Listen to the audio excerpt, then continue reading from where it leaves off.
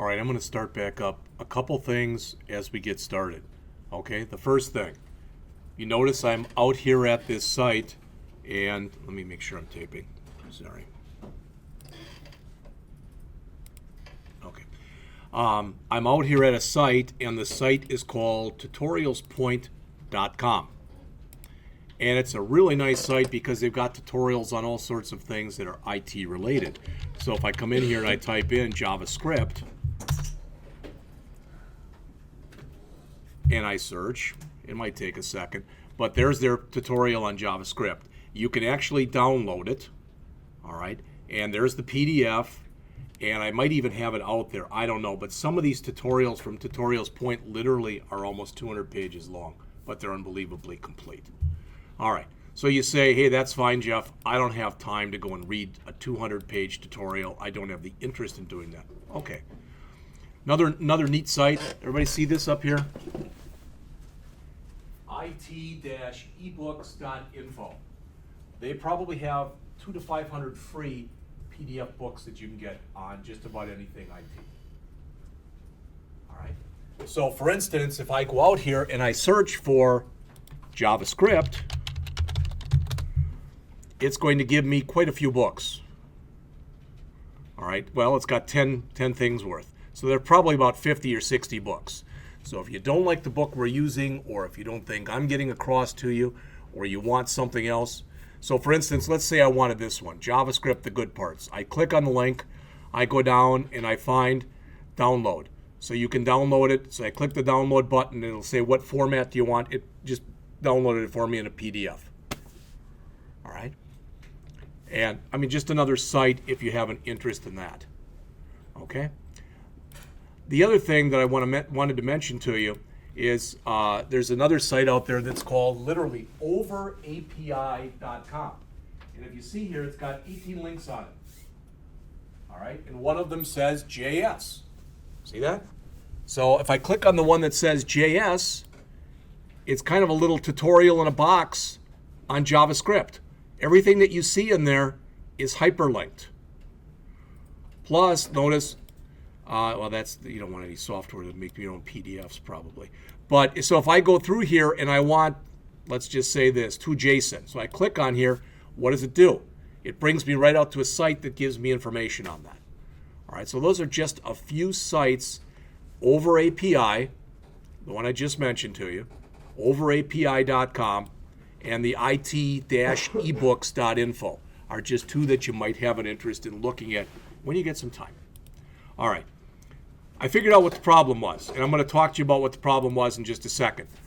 To try to explain to you what the problem that I had and what I was doing wrong, okay, imagine that you get up in the morning, and the idea is you want to make yourself some eggs, okay?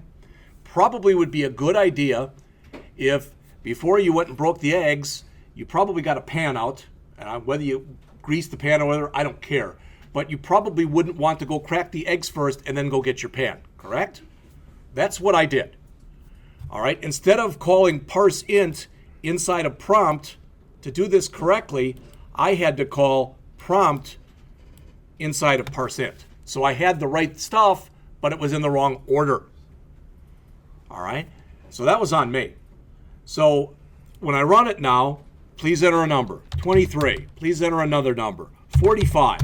So now it says 23, 45, and 68. So when I first did this for you, I had the parse int inside of the prompt. The prompt should be inside of the parse int. And if you say, well, I don't get that, you don't have to right now. All right? But what it means is call this one first, then call this one.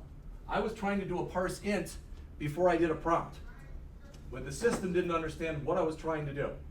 So it's giving me an error. So it was all an order thing, for lack of better words. What I'm going to do is spend literally about 5 more minutes. We're going to finish up this chapter, and then we're going to go over the next chapter, which is very short. My hope is we'll be done sometime around 9:30. At that time, if you were here on Monday and you want to leave, that's fine. If you weren't here, I have handouts, and so I want to make sure that everybody who wasn't here can get those handouts. All right? For next week, is this an assignment? Well, you're going to be in much better shape for next, we don't meet Monday, remember, there's no classes because it's Labor Day. All right, so next Wednesday, please have read chapters 6 and 7. We're going to go over both chapters. After we go over those chapters, and we should be able to do that in 2 hours, an hour per chapter. All right, after we go over those, I'm going to give you your first assignment. All right, so if that is next Wednesday, and today is what, the 2nd, so that'll be the 9th. So it'll be due probably the 25th, and I know that's a Friday. All right, what you can do is you can work on your homework, and when you get it done, you can do one of 2 things. You can either take everything, put it in a folder, and throw it on your H drive. Or make sure that it's in a folder on your H drive that's under something like this, 152, 119 or something like that, because I can get to your H drive. And if you don't want to do that, take all the work that you have, put it into a folder, zip the folder, and email the folder to me. Either way is fine. All right? Some people, and I don't know if that's anybody in here or not, you cannot just email me JS files. Did you all hear that? Because JavaScript files can be executable. Our spam filter will eat it if you try to send me just .js files. It won't allow them to go through. But if you put it in a folder and zip the folder, there's not a problem.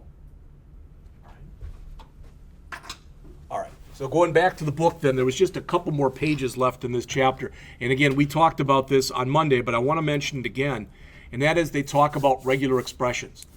Much of the work that you do as a programmer is looking for things inside of things.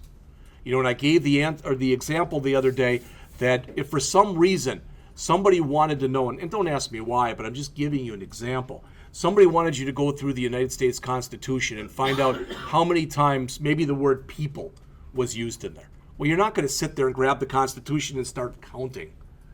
All right? You'd get an electronic copy of it, and you'd run it through a program where you'd create a regular expression object that would say, hey, I want to search for the word people. All right? And every time you see it there, show it to me and provide the opportunity for me to count all those. All right? And that's a lot of what regular expressions are. It says the syntax of regular expressions. So this is the stuff you use with them. I mean, I can show you some regular expressions right now. You'd probably get confused. It's not that they're hard, but they're different. They're a different way of looking at things. So you see these characters there. That means if I wanted something that at the beginning, maybe the first word had to be the. So then I put a caret sign followed by the word the.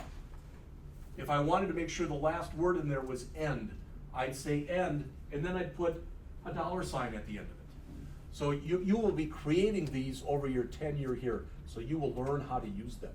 We will go through some examples of them, all right?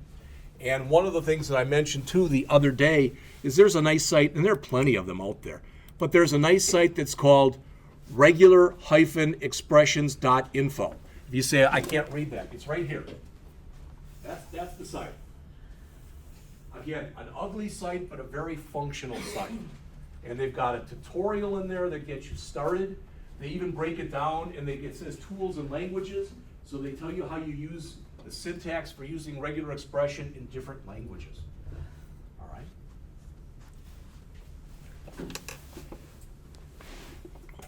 Should mention this too, because a couple of you came in, not late, but you know, after I'd started already, and I mentioned that there's a site that's called, what was it?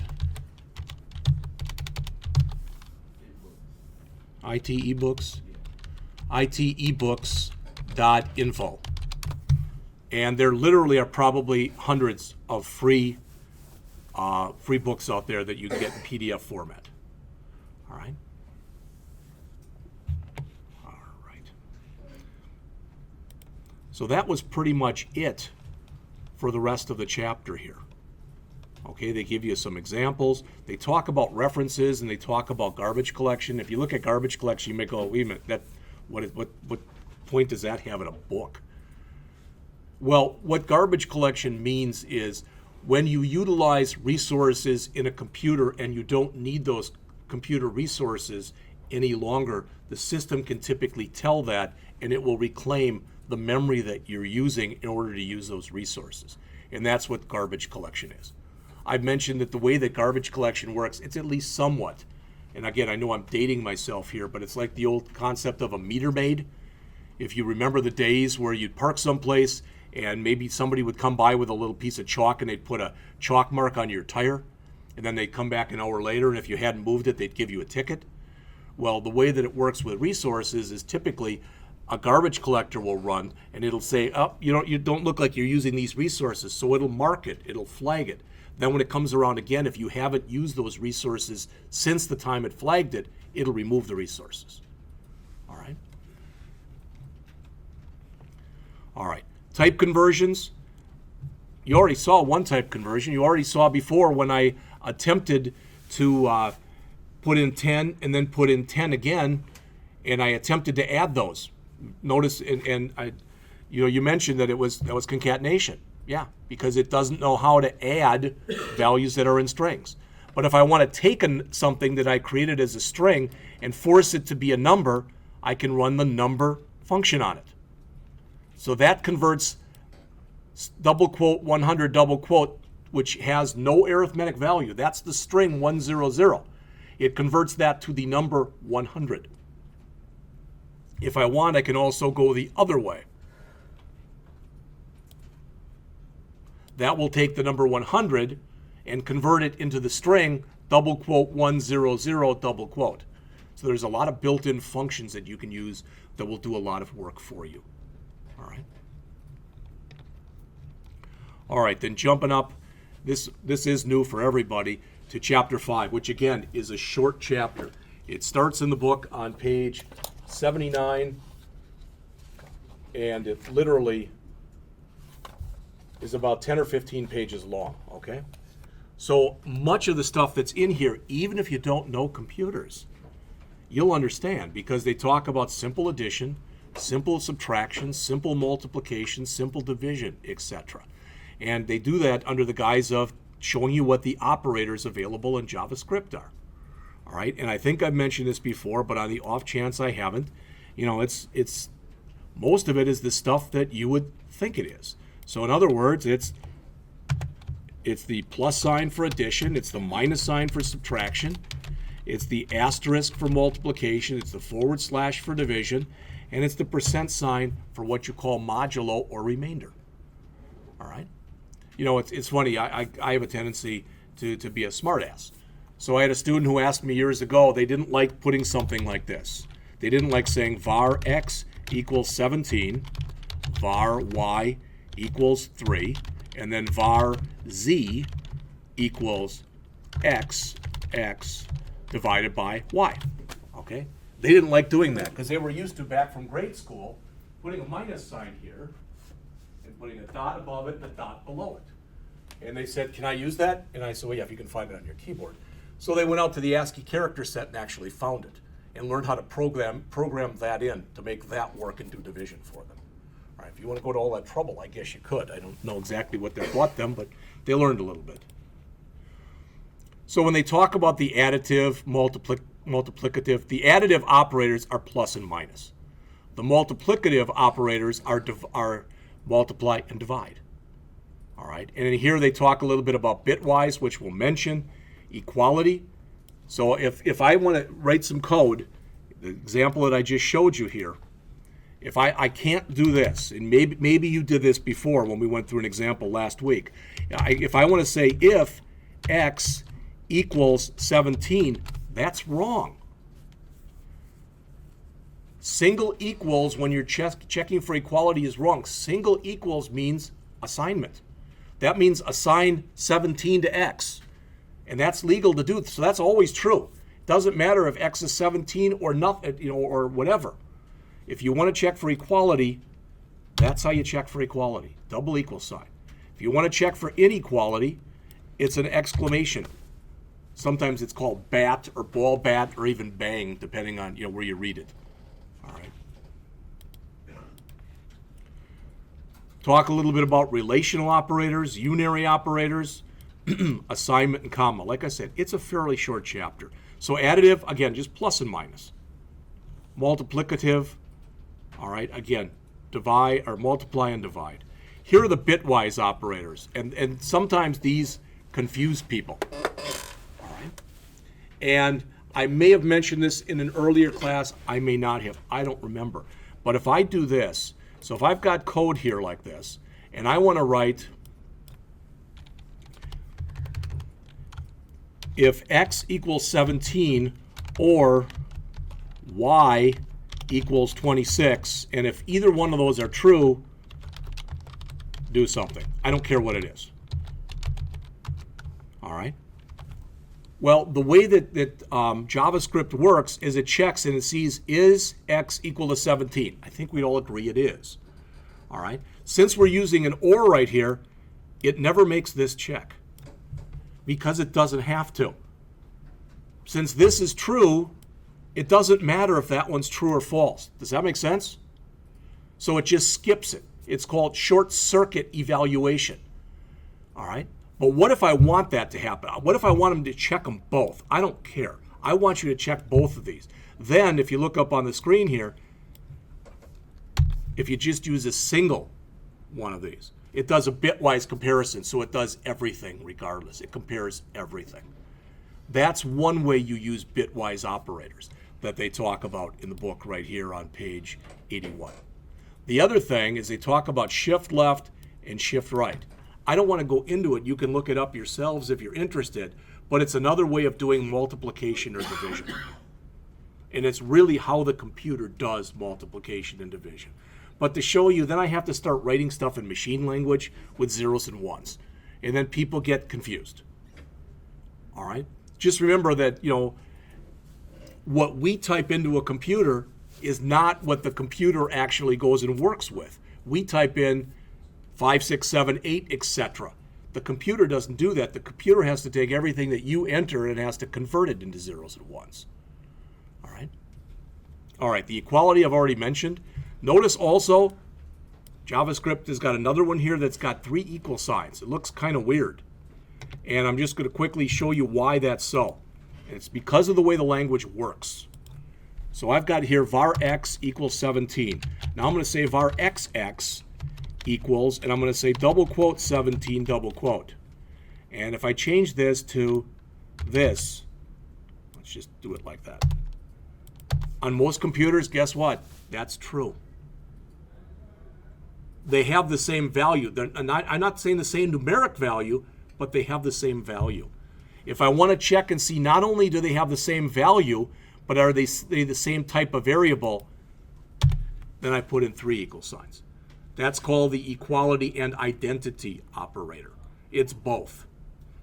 So it checks for equality and it checks the identity to make sure they're of the same type. All right? And I showed you before that not equals that look like this.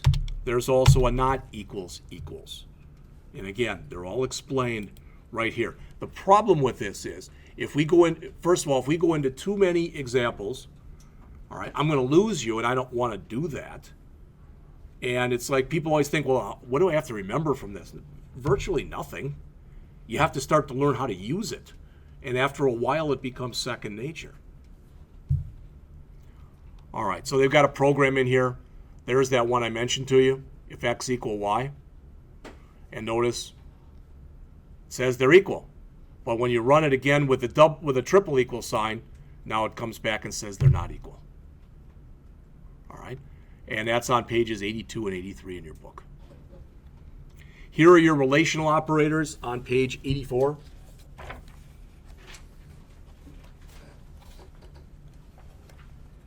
Top of the page, greater than, less than, greater than or equal to, less than or equal to. The other two don't worry about right now because they work with objects. We'll hit that at a later time. And they're all things you'd think. If 3 greater than 4, if you all say, well, that's false, good. That's exactly what it is. This is a Boolean expression that must be true or false. All right? Like I said, with the in and the instance of, we'll just worry about those later, okay? You can do some kind of neat things with JavaScript, and we're going to start looking at some of these next week. Things like plus plus and minus minus. All right. JavaScript actually has some built-in conventions. So for example, let's say that I was writing a program here, and I don't need any of this stuff. So I'm writing a program, and I just have var x equals 7. And then someplace later on in my program, so I'm putting some dots here, there's some code in there. But I want to add 1, to x. I can say x equals x plus 1. Works fine. I can say x plus equals 1, which is a little bit less typing. Or I can say x plus plus, or I can say plus plus x. Those all will increment whatever the value is of x by 1. And since there's a plus plus, there's also a minus minus, which will decrement by 1. This only works if you want to add 1. These only work if you want to add 1. And again, their counterparts would be x minus minus and minus minus x. So those only work if you want to add 1 or remove 1 from a number. All right. If I want to go and add 15, you can't say x plus plus 15. That doesn't work.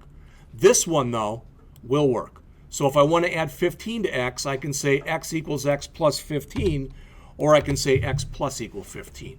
Those will work. But this will only work with adding or subtracting 1 from a value. All right?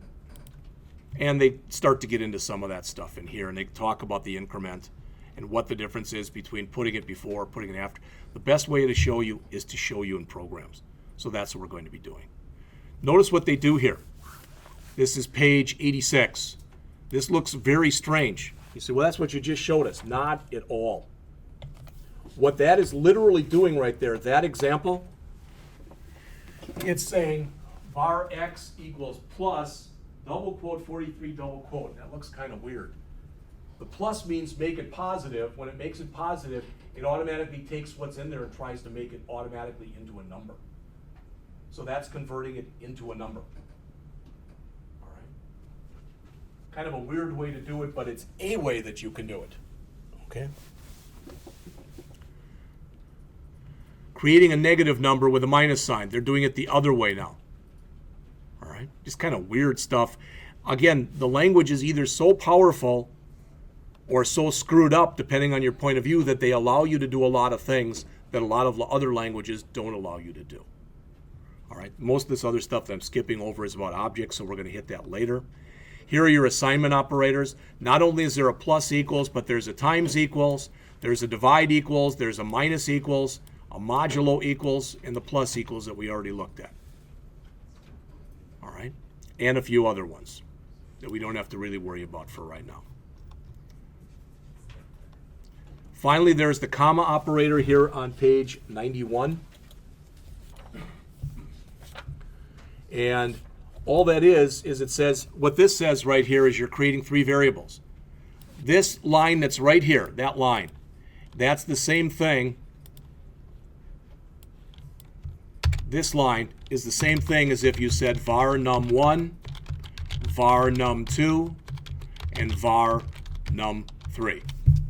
All right, so you say, well, geez, I'm going to use this all the time. Yeah, but your goofy instructor likes it when you do it this way, because when you create variables like that, you should also put a comment off to the side explaining what the variable is.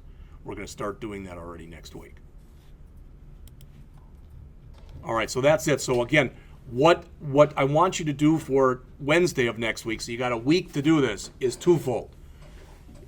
Take 15 minutes, page through chapters 1 to 5. If there's anything that you think I either went over too fast, or you said this and I don't think you're right, or whatever, then flag it, and I'll try to remember to ask when we start up on Wednesday. If there aren't any questions on Wednesday, then what I'm going to do is I'm going to go over Chapter 6, which is on if statements and switch statements, and then Chapter 7, which is on looping. And once we get done with that, you're going to get your first assignment. We will do, if there's 4 problems, we will do 2 of them as a class. All right, and then you'll be assigned the other 2. Questions? All right. If you were not here on Monday and did not give the handouts that I gave out, then you're going to have to come up here, and I'll try to dig through and find all of them for you. All right? That's all that I've got.